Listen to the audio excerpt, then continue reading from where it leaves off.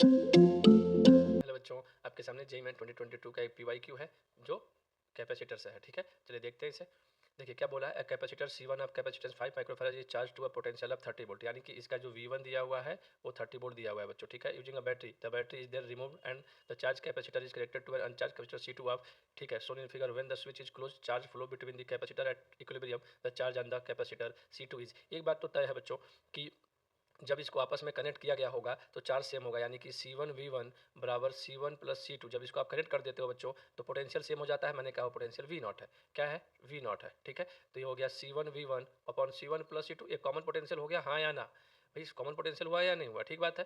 चलिए इतनी बात सबको क्लियर है। ठीक, चलिए तो Q2 इक्वल टू क्या हो जाएगा बच्चों? C2 इंटू V0, क्योंकि कॉमन पोटेंशियल पे चार्ज पूछा है आपसे। चलिए तो C2 इंटू V0 की वैल्यू कितनी है? C1V1 upon C1 plus C2। तो Q2 इक्वल टू आपको मिल जाएगा बच्चों C2 की वैल्यू कितनी है? 10। तो 10, C1 की वैल्यू कितनी है? 5 और दोनों माइक्रोफैराड में है तो ये 12 हो जाएगा। वोल्टेज 30 वोल्ट आपको दिया हुआ है C1, और ये आपको 10 प्लस 15 इंटू 10⁻⁻6। ठीक है, देखिएगा ये कैंसिल हो जाएगा, 5 और ये 3 हो गया, ये 3 और ये 10 हो गया, हाँ या ना?